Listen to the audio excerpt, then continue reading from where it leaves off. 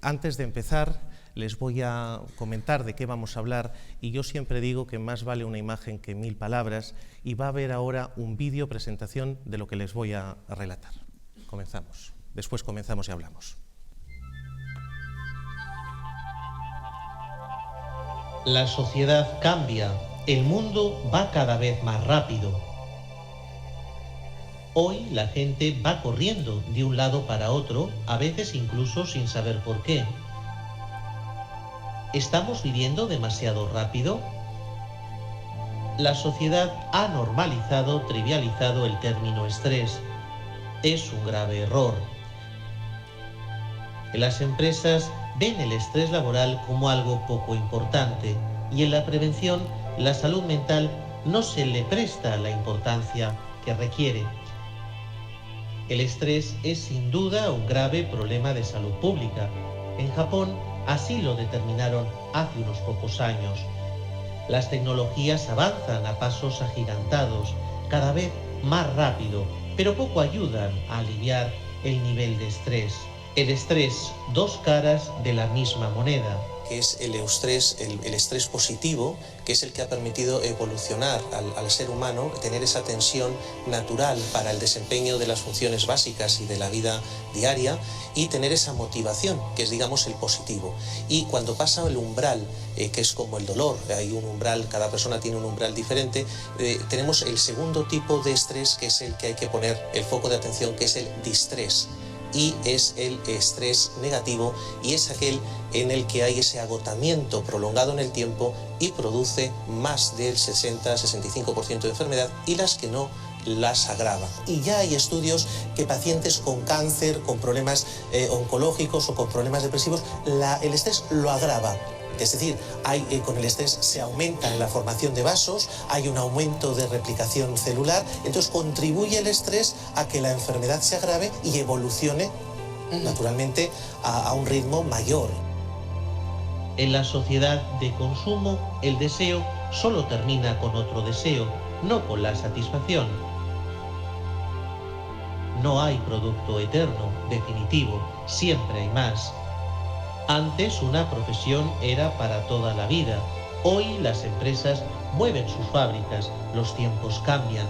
También en ocasiones el trabajo no termina al acabar la jornada, se lleva a casa y por consiguiente el estrés aumenta. Nunca es suficiente, siempre queremos hacer más.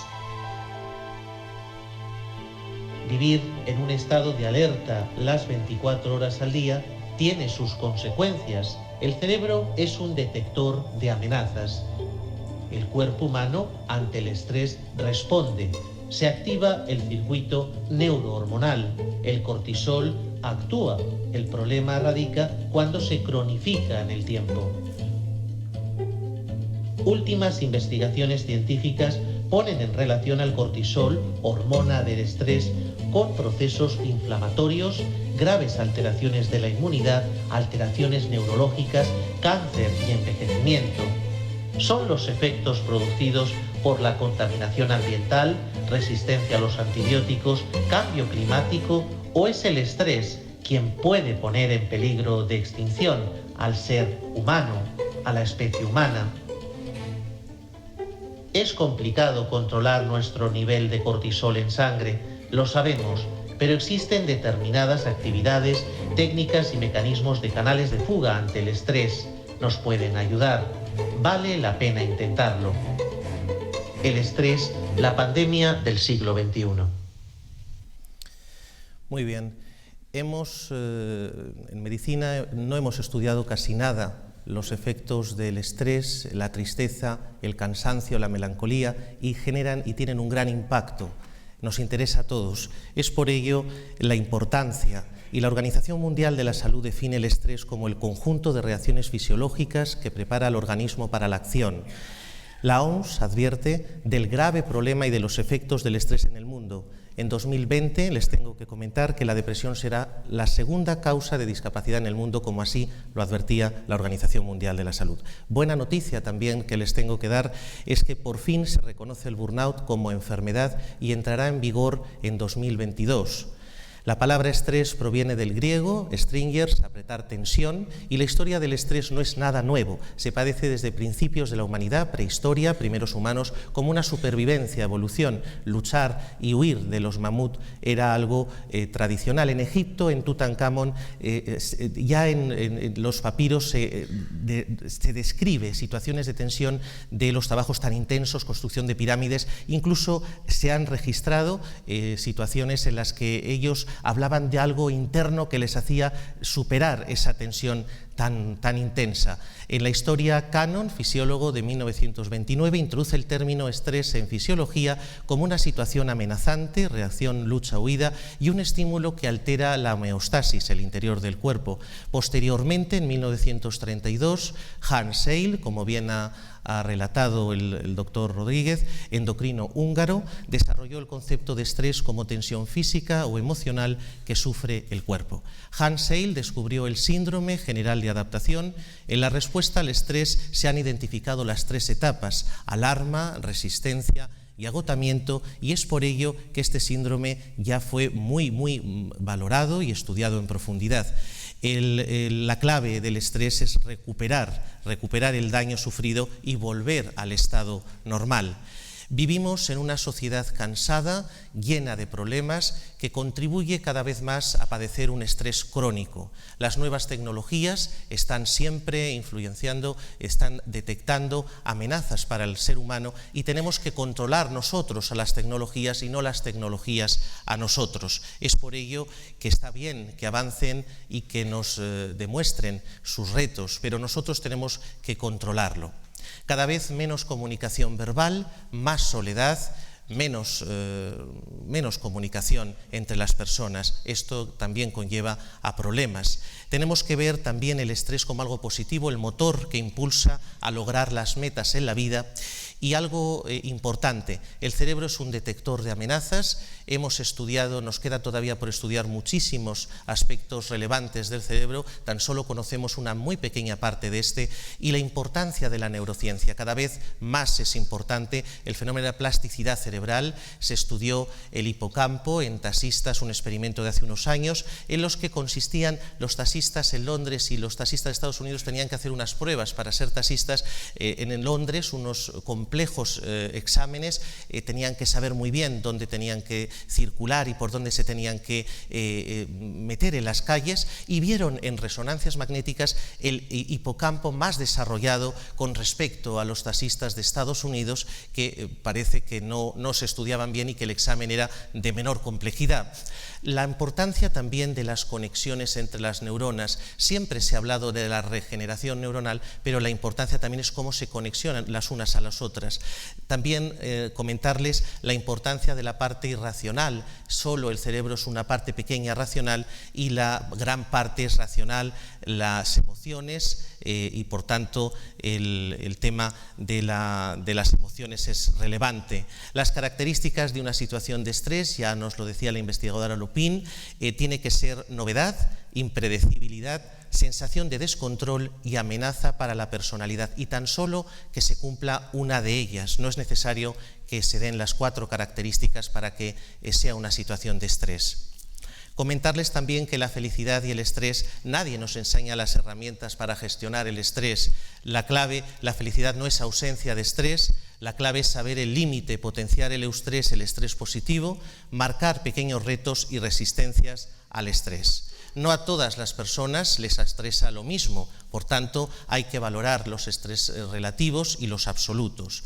La crisis económica actual genera un gran nivel de estrés, es novedad, es impredecible, sensación de descontrol y amenaza a la persona. Naturalmente vivimos actualmente situaciones difíciles con el aspecto que se está dando en Barcelona. Esto también es una situación estresante.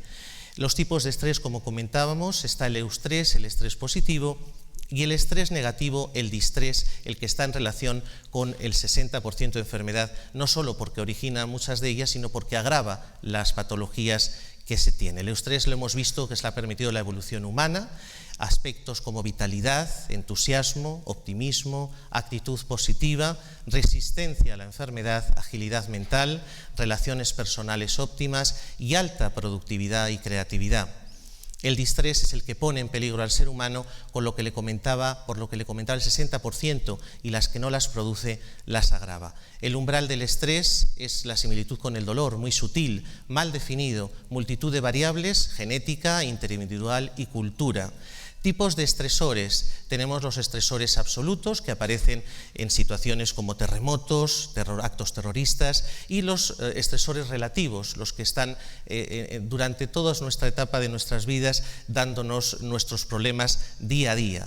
Fuentes potenciales de estrés, que esto serían estrés relativo, ambientales, incertidumbre económica, incertidumbre política, nunca mejor dicho, incertidumbre tecnológica, organizacionales, demandas de las tareas, de rol, interpersonales y personales, familiares, económicas y personalidad.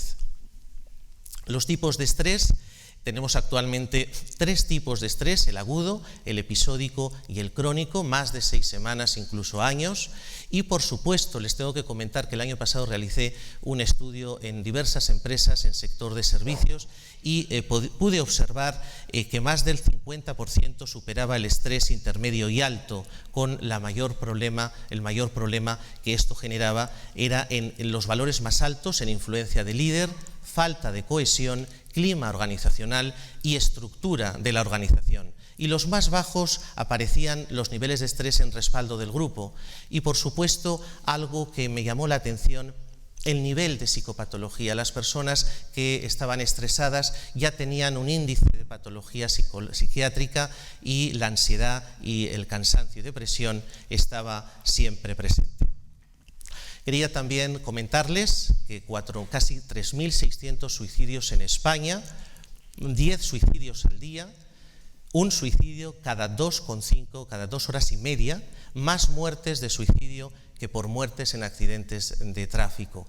Esto también es importante a destacar, ya que detrás del suicidio se encuentran un distrés crónico en la gran mayoría de las veces.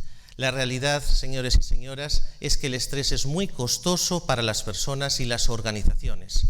Los efectos del estrés en las empresas: aumentan los accidentes, aumenta el ausentismo, aumenta la rotación de personal, baja productividad de los empleados, daño en la reputación como empleador, incremento de los costos en las pólizas de gastos médicos y una pérdida e insatisfacción de clientes. En los individuos, naturalmente la persona, son ya muy demostrados los datos de insomnio, fatiga, falta de concentración, depresión y problemas físicos como trastornos digestivos, cardíacos, musculares, cefalea e hipertensión, muy bien estudiados en los últimos años.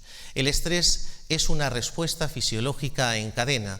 El cuerpo humano responde, y no solo responde un solo sistema u órgano, sino que está todo el organismo alterado en defensa ante un ataque. Y vimos al empezar la presentación que en la prehistoria huían de los mamut y de los animales, pero es que el estrés son microelefantes continuos durante toda la época y durante todas las horas del día. Esto, aplicado a las 24 horas del día, ustedes podrán comprobar que el organismo responde, y responde de manera activando el sistema inmunológico, disminuyendo el sistema inmunológico y alterando el neurológico y alterando también el endocrino.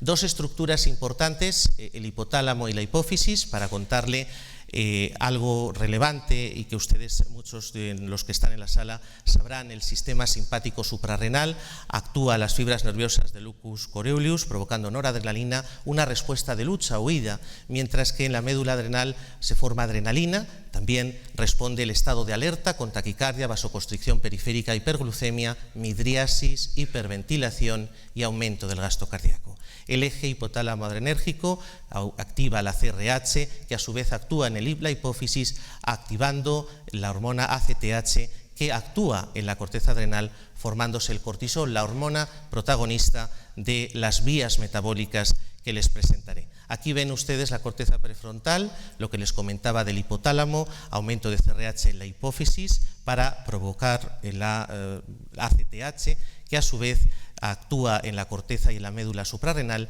y el síndrome metabólico más característico con la hiperglicemia, obesidad, sarcopenia, es disminución de la masa muscular, osteopenia, linfopenia e inflamación, trastornos del sueño, ansiedad, angustia y depresión. El hipocampo, la función de memoria y aprendizaje. El hipocampo es una parte del sistema límbico y reviste mucha importancia en la memoria y el aprendizaje, que les comentaba de los experimentos de los taxistas, de la plasticidad. El cortisol en exceso disminuye, y está comprobado, las conexiones neuronales. Ven en la imagen del mismo paciente, se ve claramente que las alteraciones dendríticas disminuyen, y cuando el estrés crónico, los problemas se agudizan con el deterioro cognitivo. Los problemas de memoria de los trabajadores interfieren en el correcto funcionamiento laboral y pueden derivar en muchos de los accidentes de trabajo. El efecto del estrés en el cerebro, la excesiva producción de glucocorticoides, debilita la memoria, ya que se dificulta que las células cerebrales nuevas y las terminaciones nerviosas se conecten. Mayor indicio, más enfermedades como demencias en edades más tempranas y Alzheimer. Contracción de la región del hipocampo, disminución del tamaño del cerebro, vasos cerebrales se ven afectados con mayor probabilidad de los ictus. Las demencias tempranas cada vez se ven más en las consultas. Los efectos óseos, al haber menor actividad de osteoblastos, menor riego sanguíneo óseo, menor densidad ósea, hay una mayor probabilidad de fracturas. No estoy diciendo que el estrés provoque fracturas, sino que los efectos óseos facilitan con mayor intensidad de que haya fracturas ante un mínimo o ante un golpe sin estar con estas alteraciones. La inflamación, los efectos del cortisol, el estrés crónico está asociado con la incapacidad de las células inmunitarias para responder a las señales hormonales que normalmente regulan la inflamación, alteración de los genes de las células inmunitarias en respuesta al estrés, de donde parece partir esa resistencia al cortisol por parte del sistema inmune. A lo largo de estos 15 años he recorrido diversos departamentos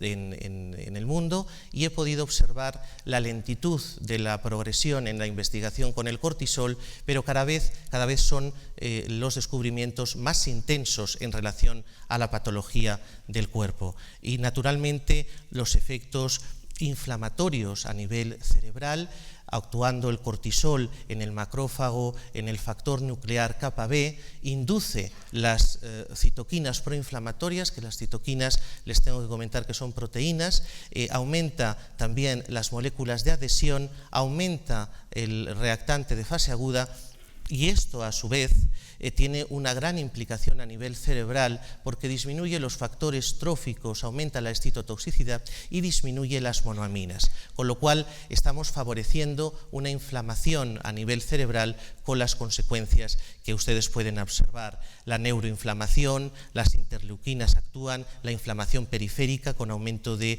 las moléculas de adhesión, todo ello está afectando de manera directa a nuestro cerebro y poniendo en riesgo y con mayor factor de riesgo para padecer enfermedades neurológicas en edades cada vez más tempranas. Líneas de investigación con el estrés como causa del cáncer. Se ha demostrado ya la existencia de células que se encargan de vigilar el sistema inmunológico, llamadas células NK, células asesinas, natural killer. Estas células se encargan de identificar y eliminar las células malignas que dan origen a los tumores. Disminuye en cantidad cuando la persona está estresada, ya que el organismo, para hacer frente a la situación estresante, genera hormonas corticoides que hace que las células NK disminuyan. Por lo tanto, hay mayor incidencia. Y también se está demostrando en líneas de investigación en Suiza y en Estados Unidos con activación de oncogenes. El estrés y el cáncer, ya en 2006 se observó que las hormonas del estrés influyen en la progresión del cáncer a través de las siguientes vías: disminución de la respuesta inmune celular, promueve la reproducción de células tumorales y de las metástasis, disminuye la capacidad de reparación del ADN y activa los virus oncogénicos con mayor rapidez, aumenta la formación de nuevos vasos, angiogénesis. Por lo tanto, mayor proliferación de vasos sanguíneos y mayor probabilidad de la adquisición de cánceres. Tipos de cánceres más estudiados actualmente en relación con el estrés: el cáncer de mama y el de colon. El último artículo que les muestro en la Universidad de Basilea: las hormonas del estrés promueven la metástasis del cáncer de mama y reducen la eficacia de la quimioterapia. En la revista Nature, el 21 de marzo del 2019, tan solo unos pequeños meses, científicos de la Universidad de Basilea han descifrado los mecanismos moleculares que relacionan el aumento de las hormonas del estrés con las metástasis del cáncer. Además, encontraron que los derivados sintéticos de las hormonas del estrés, que se usan frecuentemente como antiinflamatorios en la terapia del cáncer, disminuye la eficacia de la quimioterapia. Con lo cual, no solo es que la enfermedad vaya más rápido, sino que los efectos terapéuticos con las hormonas del estrés hacen que la quimioterapia sea menos efectiva.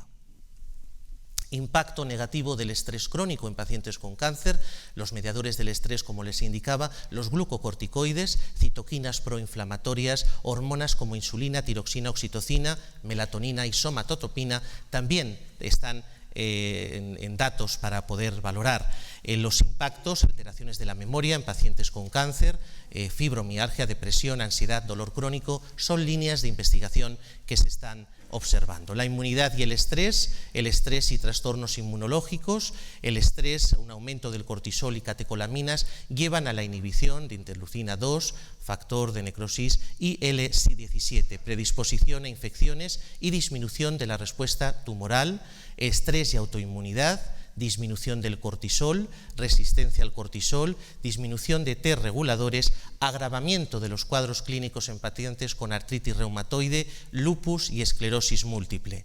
Y estrés e inflamación, aumento de interleucina 1, interleucina 6 y factor de necrosis tisular, relacionado a enfermedades crónicas como diabetes, cardiovascular, síndrome metabólico y autoinmunes. Estrés y alergias, incremento de la respuesta TH2 por supresión adrenérgica de citoquinas TH1 con aumento de algunas interleucinas y agravamiento de los cuadros clínicos en pacientes con dermatitis atópica, rinitis y asma. La vulnerabilidad a infecciones: con el estrés crónico el paciente tiende más a tener varias infecciones. Dos de las infecciones que se han triplicado en los últimos años y que están muy relacionadas con el estrés: virus de herpes simple y el virus de herpes zóster. Son devastadoras en el sentido del dolor que pueden provocar el herpes zóster y muy relacionadas con el estado inmunitario. Los factores de riesgo cardiovascular: el estrés es un factor de riesgo más que veremos en otra diapositiva, que aumenta los riesgos de padecer enfermedad cardíaca y de los vasos. El estrés aumenta el riesgo de sufrir enfermedades cardiovasculares un 40%, un infarto al corazón un 25% y un ictus casi un 50%. El efecto cardiovascular está demostrado que hay un aumento de ACTH, de corticosteroides y testosterona, con lo que conlleva una hiperagravabilidad plaquetaria, con lo que las plaquetas se juntan y mayor formación de trombos, aumento en la tensión arterial, aumento en la frecuencia cardíaca, aumento del colesterol total, disminución del colesterol HDL y disminución de la variabilidad de la frecuencia. Por lo tanto, la enfermedad cardiovascular tiene que estar presente en relación con el estrés. Y otra línea de investigación que les quería comentar es el envejecimiento. Se han descubierto que el estrés crónico, las hormonas provocadas por el estrés, alteran la disminución de melanocitos, altera también la formación de radicales libres y hay también líneas de investigación con la oxidación celular. Por lo tanto, nos envejecemos antes si estamos estresados, si no controlamos este mal. Efectos indirectos que quiero comentarles y que, a diferencia de lo que se ha estado pensando, miren ustedes, son válvulas de escape del estrés. Primero hay que reducir el nivel de estrés para luego deshabituar del tabaco, del alcohol, de los hábitos incorrectos alimentarios y de mucha dependencia a los ansiolíticos. Hay que ir al origen. Primero debemos de reducir el estrés y no reducir las válvulas, porque es el efecto contrario. También les quiero comentar la escala de Holmes-Reid, que fue una escala numérica que ya en 1967 le pusieron la importancia a cada situación vivida con una puntuación. En 1967 ya eran bastante interesantes los efectos del estrés y le pusieron su importancia a cada situación con una numeración y un control para luego poder ver la respuesta ante el estrés y ver qué consecuencias. Las causas del estrés, las tareas, depende de la naturaleza de la tarea, la intensidad, la definición, limitaciones y el entorno de la tarea. Las tareas en ocasiones, ustedes lo saben, no son fáciles, trabajar a alta velocidad, a un ritmo descontrolado, condiciones de trabajo físicamente peligrosas, la exposición a la violencia. Cada vez en la sociedad en la que vivimos hay una agresividad mayor, los plazos ajustados, cada vez más estrictos, querer hacer las cosas en plazos muy reducidos, la monotonía, siempre hacer lo mismo, y la falta de control sobre el trabajo que se realiza. Por supuesto, el cansancio son muy importantes a la hora de valorar el estrés. La vulnerabilidad depende de factores de la edad, genética, muy importante, y más ahora, psicológicos, tendencias, historia de la salud, contexto, factores ambientales, situacionales. Y factores genéticos, les tengo que comentar que la genética, se han descrito variables genéticas que influirían en las diferencias interindividuales en respuesta al estrés, como variación genética en el neuropéptido I, el cual es inducido por el estrés y su liberación reduce la ansiedad, descubierto por Zout en 2008. La epigenética y el estrés es relevante, importante en la actualidad y será el futuro. La genética, les tengo que comentar que estamos de enhorabuena, ya que en Madrid, en muy poquito tiempo, actualmente Blood Health Care y el grupo de Pilar Muro nos van a deleitar con un gran hospital dedicado a la genética, a la prevención y a lo que importa realmente, porque la epigenética y el estrés deja su huella molecular y los traumas afectan a cada persona de forma distinta. El motivo de tal diversidad reside, por lo tanto, en la epigenética. La genética va a ser el futuro de la medicina y vamos a tener que adaptarnos a investigar más. El estrés también se hereda, y es que el cortisol atraviesa la placenta. Últimos estudios revelan que además de que las mujeres embarazadas tienen partos prematuros, los bebés presentaron cuadros de inmunodepresión, enfermedades autoinmunes y asma con mayor frecuencia. También podemos decir que podemos medir el estrés de varias maneras, de forma indirecta mediante test, cuestionarios, análisis de cortisol, sangre, saliva, orina. Son complejos y tienen muchas limitaciones. No olvidemos que controlar, valorar, medir emociones es algo que es un reto todavía y que es complicado, pero merece la pena intentarlo. No olvidemos también que las hormonas tienen un ritmo de secreción marcado por el ciclo día y noche, el ritmo circadiano, y también nos complica la medición del mismo. Y las principales manifestaciones de estrés, cuando es leve, empieza con un ligero insomnio, problemas digestivos; moderado, empieza con una fatiga sin ninguna razón, indecisión, indiferencia, aumento en el consumo de alcohol y otras válvulas que les comentaba. Cuando ya es severo, empiezan los problemas de salud serios, con depresión, aislamiento social y presencia de pensamientos autodestructivos, y uno de los mayores agravamientos sería el suicidio, que no lo tenemos que descuidar, ya que desgraciadamente, les comentaba al inicio de la conferencia, estamos rondando los 4.000 suicidios en el año. ¿Cómo combatirlo?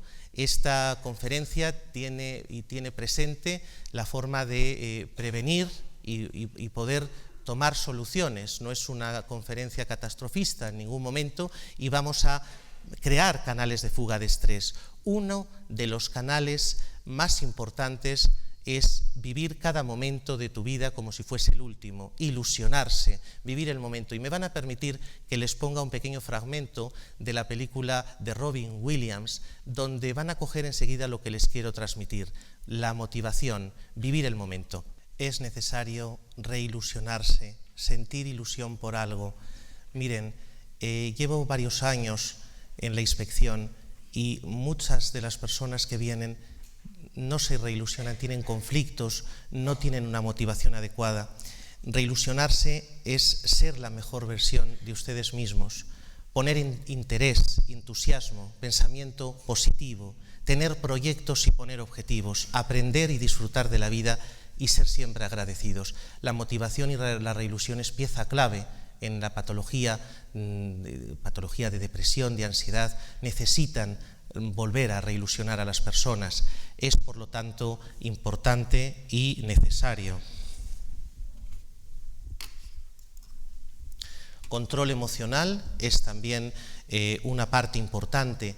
La autoconsciencia, la autorregulación, la motivación, la empatía y habilidades sociales son herramientas que no nos han enseñado y que hay mucha gente que hay que volverles a enseñar para que puedan aplicar estas técnicas. Una hormona eficaz en todo esto que estamos hablando es la oxitocina. La oxitocina es la hormona que reduce los efectos del cortisol y se produce de una forma muy fácil: reírse. Es necesario reírnos más. Las funciones de la oxitocina es una hormona que resulta esencial para la estabilidad emocional del cerebro y al mismo tiempo también ayuda a combatir estados de ansiedad o sensaciones como el estrés o las fobias. El responsable de la producción de hormonas en el organismo es el sistema. En este sistema endocrino, las hormonas de la oxitocina se produce en la glándula pituitaria. Su secreción está regulada por las células del hipotálamo y es, por tanto, que tenemos que potenciar, mejorar nuestro sistema.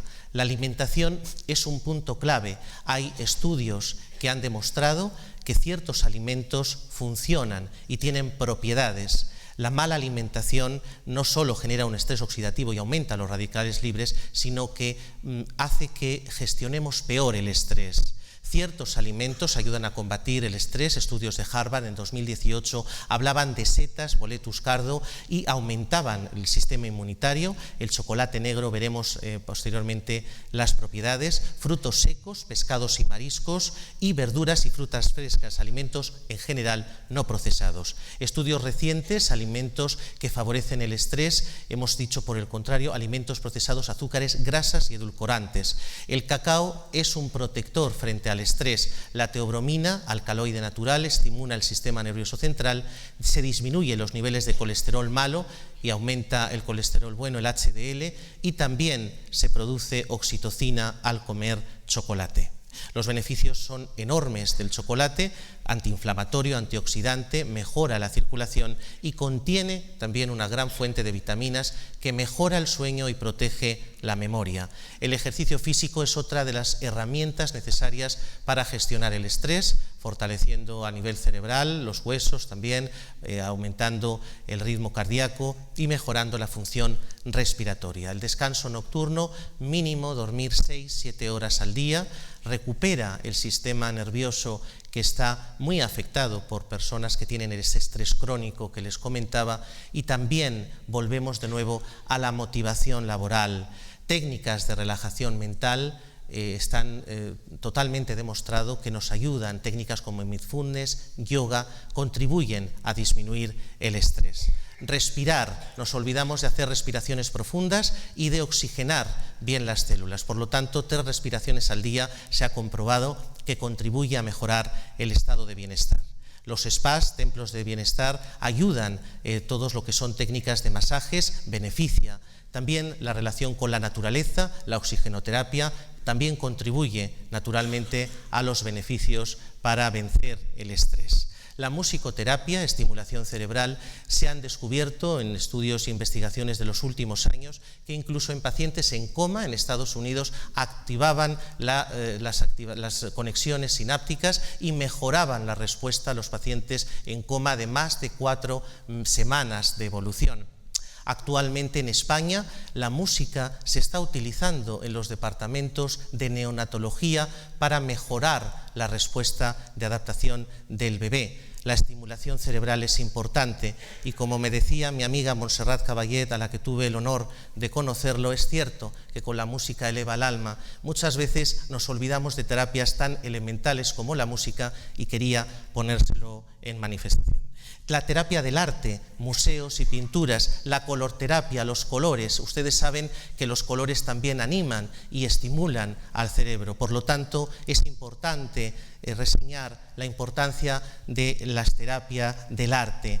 Aquí presentes tenemos parte de la dirección del Museo del Prado y del Museo Arqueológico, y ellos saben muy bien que muchas veces desconectan los pacientes o las personas que visitan durante un tiempo y se introducen dentro del cuadro. Es por ello que es una terapia que merece la pena profundizar, no tenemos más tiempo.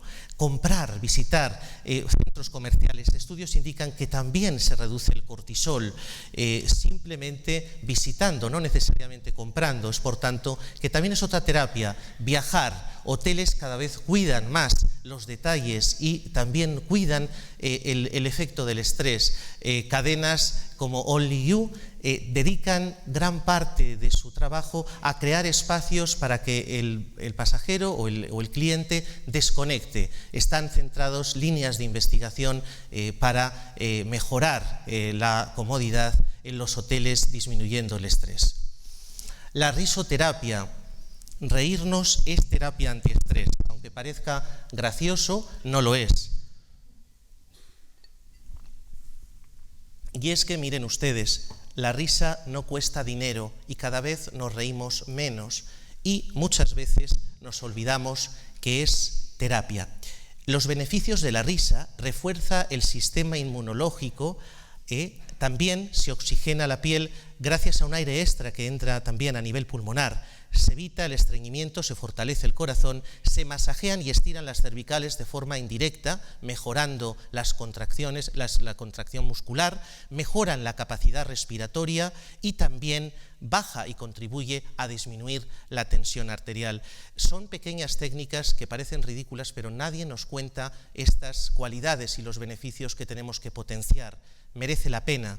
El lugar del trabajo, miren ustedes, es pieza clave. El entorno físico donde se trabaja influye, por supuesto, en el estado anímico. Muchos psiquiatras que nos acompañan seguro que podrán decir que la iluminación, el color, el sonido, la temperatura y el diseño de un puesto físico de trabajo influye directamente en el estado anímico. Edificios no saludables, cada vez más tóxicos dentro de nuestros edificios. Es una causa del síndrome de edificio enfermo que ya la Organización Mundial de la Salud aprobó hace ya varios años. Vivimos en una constante contaminación ambiental que influye muy negativamente en la salud de las personas. El síndrome del edificio enfermo y el estrés también tienen una relación muy directa y no debemos de olvidar de nuevo las emociones. Son realmente las más castigadas en la sociedad actual. Hemos dedicado muy poco tiempo a estudiarlas y a ver sus efectos y su impacto, y les aseguro que debemos centrarnos mucho más en ellas para mejorar el estado psíquico de las personas. Agradecer, dar y recibir afectos y gracias es también algo que hemos descuidado y que les aseguro que hay unos efectos muy positivos en el ser humano. Departamentos de bienestar y felicidad. Es el futuro. Miren, señores y señoras, en Estados Unidos y Suiza ya se han creado los departamentos de bienestar y felicidad que muchos de ustedes podrán pensar que es baladí. Son herramientas para personas, para los trabajadores, desde la limpiadora hasta el consejero de los consejeros. Cuidar el estado emocional es el objetivo y mejorar el estado de la felicidad de la persona contribuye a una alta productividad y a un estado de bienestar mucho mejor. Las herramientas para vencer el estrés en su actividad: definir metas, reasignar actividades, revisar los procesos, sobre todo desarrollar a colaboradores con potencial, no apartarlos, sino fomentar que saquen ese potencial, eliminar los procesos burocráticos que no van a ninguna parte, manejar con cuidado los cambios organizacionales, actuar en los servicios de apoyo, cuidar el clima organizacional y, sobre todo, lo que desmotiva, atacar, controlarlo directamente y apartarlo, cambiarlo. Proveer las herramientas de capacitación de las personas. Es importante que las reuniones también sean eficientes y efectivas. Más de 20 minutos generalmente colapsan y es por ello que hay que controlarlo. fomentar el trabajo en equipo, delegar. Saber delegar es una característica que puede favorecer el nivel de estrés. A veces no delegamos en nuestros trabajos, altos empresarios no delegan y generan una actividad de estrés mayor con unos efectos devastadores. Sobre todo fomentar el trabajo en equipo. Y miren ustedes, estimular la creatividad y la innovación. Aquellas personas que sean creativas, fomentarlo, manejar bien los cambios, la comunicación efectiva. Ustedes saben que muchas veces los médicos oímos pero no escuchamos, y verdaderamente el trabajador muchas veces necesita ser escuchado, ser atendido, y cada vez no tenemos tiempo. El tiempo es a veces una herramienta que no cuesta dinero, pero que tenemos que dedicarle el debido tiempo. La clave, como les decía, es la motivación, y 30 segundos recordando esta pequeña parte de una película que a mí me gustó mucho, que es En busca de la felicidad. 30 segundos y volvemos. Es necesario, si se tiene un sueño, luchar por ello. Hace 15 años, les tengo que hacer una confesión, me decían que no estudiara esto del estrés, que no merecía la pena.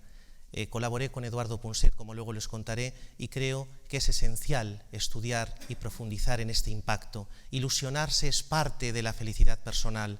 Nos hemos olvidado. Los médicos a veces nos centramos en consecuencias y no vamos al origen de qué causa el problema del estrés. Es necesario una reflexión final. ¿Por qué queremos reducir el estrés? ¿Por qué tengo tanto interés en convocarles hoy? Mejorar nuestro bienestar, mejorar nuestro bienestar es el principal objetivo. William James, el fundador de la psicología funcional en Harvard, ya nos dijo hace varios siglos que la mayor arma contra el estrés es nuestra habilidad para elegir un pensamiento sobre otro. Lo que les quiero decir es que no hemos estudiado las emociones, el estrés, el cansancio, y este impacto tan relevante merece la pena ponerle la importancia. Y es por ello que dediqué gran parte de estos últimos años a observar y ver qué se hacían en los departamentos a lo largo de estos últimos años, y se va muy lentamente avanzando, la progresión es lenta, pero al final las conclusiones son importantes, y es que el estrés es un gran impacto el que tiene en la sociedad actual, y decidí escribir este libro. Comentarles que verán la imagen de Eduardo Punset, con el que tuve el honor de poder trabajar en el año 2002, 2003, y colaboré con él en los programas Redes. Comentarles también que él ya hablaba naturalmente de estos términos y también fue un gran divulgador, como lo ha sido otros muchos divulgadores y científicos que luchan por intentar buscar soluciones a esta lacra. Les dejo también con un pequeño vídeo que ya Eduardo hablaba de esto que le estamos contando. Les quiero confesar también que como inspector médico me aburro profundamente porque no vamos a las consecuencias, solo nos centramos en las consecuencias, no hacemos prevención, no vamos al origen de las enfermedades. Y les vuelvo a reiterar, el estrés es nuestra peor pandemia, y en Japón está considerado como un grave problema de salud pública. Si miramos y seguimos mirando hacia atrás, olvidando y dejando de ponerle la importancia a este tema, dentro de unos años es fácil que volvamos a vernos a hablar de más cosas, de lo que ocurre en esta grave patología que estamos refiriéndonos al síndrome del burnout, que, como les he dicho al inicio de la conferencia, hemos tardado muchos años, pero ya se ha conseguido que la Organización Mundial de la Salud la apruebe como enfermedad y entrará en vigor en el 2022. Tardamos casi 40 años o 70 en darnos cuenta de que el tabaco era devastador para la salud, y prohibir en los establecimientos el fumar era algo impensable hace unos años. Actualmente la ciencia avanza, va muy despacio. El cerebro, cada vez se están descubriendo más aspectos importantes, pero sabemos muy poquito del cerebro todavía, y yo les quiero agradecer enormemente el tiempo que ustedes han invertido en estar conmigo. Estoy eternamente agradecido a todos los presentes, a gente que sé que han venido de fuera de Madrid, agradecerles también esa dedicación. Y ustedes son el futuro, señores y señoras, ustedes tienen la clave de mejorar esta lacra, esta pandemia del siglo XXI, que estoy seguro que nos volveremos a ver muy pronto. Muchas gracias a todos ustedes.